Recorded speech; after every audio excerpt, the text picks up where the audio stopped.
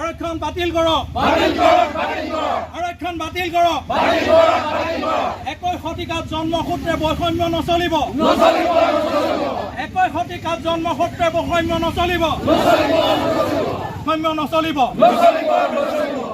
অসমৰ ভিতৰত ভূমি অধিকাৰ থাকিবই লাগিব, থাকিবই লাগিব। ট্ৰাইবেল বেল্ট এণ্ড ব্লকত কলিতাৰ ভূমি অধিকাৰ থাকিব লাগিব। ইনকলাব জিন্দাবাদ। 2026 চনৰ ভূমি আইন বাতিল কৰক, বাতিল কৰক, বাতিল কৰক, 2026 চনৰ ভূমি আইন বাতিল কৰক, বাতিল কৰক, বাতিল কৰক, 2026 চনৰ ভূমি আইন বাতিল কৰক। বাতিল কৰক, বাতিল কৰক। আজি আমি 27/8/2024 তাৰিখে 2026 চনৰ অসম ভূমি আইনৰ প্ৰতিবাদত আমি ইয়াত সদৌ অসম ভিত্তিত এই কাৰ্যসূচীটো চলিছে। আজি আমি তিতাবৰ জিলা সমিতিৰ উপায়ুক্ত মহোদয়ক আমি ইয়াত স্মাৰক পত্ৰখন প্ৰদান কৰিবলৈ আহিছিলোঁ। আমাৰ দাবীসমূহ আছিল: 1 নম্বৰ, অসম ভূমি ৰাজহ নিয়ন্ত্ৰণ সংশোধনী বিধেয়ক 2026ত উল্লেখ কৰা থলুৱা জাতিগত সম্প্ৰদায়ত কলিতাসকলক অন্তৰ্ভুক্ত কৰক। 2, মূল বাসিন্দা 2026 বৰ্ষৰ 1 জানুৱাৰীক ভিত্তি কৰি ধাৰ্য কৰা 3টা প্ৰজন্মৰ নথি প্ৰৱৰ্তন কৰা হৈছে। তাত কলিতাসকলৰ 3টা প্ৰজন্মৰ নথি বিচৰাৰ প্ৰক্ৰিয়া বন্ধ হ'ব লাগিব। 3, আইকনিক ঐতিহ্য প্ৰতিষ্ঠান সংৰক্ষিত এলেকাত অসমৰ থলুৱা জনজাতীয় আৰু ধৰ্ম আৰু হিন্দু ধৰ্মৰ লোককহে ভূমি অধিকাৰ প্ৰদান কৰা হওক।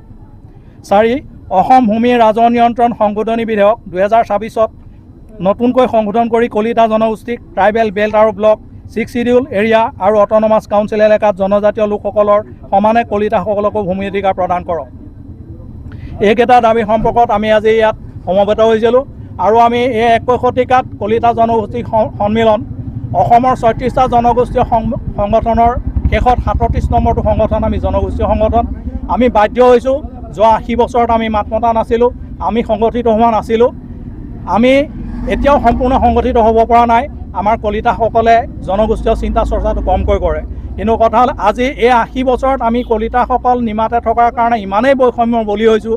এতিয়া স্বাধীনতাৰ 80 বছৰ পিছত সেইদিনা মুখ্যমন্ত্ৰী মহোদয়ে তেখেতে ক'লে যে খিলঞ্জীয়া হিচাপে আমাৰ নামটো তাত অন্তৰ্ভুক্ত নহ'ল। কলিতাসকল কিয় খিলঞ্জীয়া নহ'ব, আমাক উত্তৰটো লাগে। আমি খিলঞ্জীয়া বুলি আমি ভাবোঁ, কি গুণগত মানদণ্ড থাকিলেহে খিলঞ্জীয়া হ'ব পাৰে আমি অৱগত নহয়। গতিকে আমি ভাবোঁ আমি খিলঞ্জীয়া।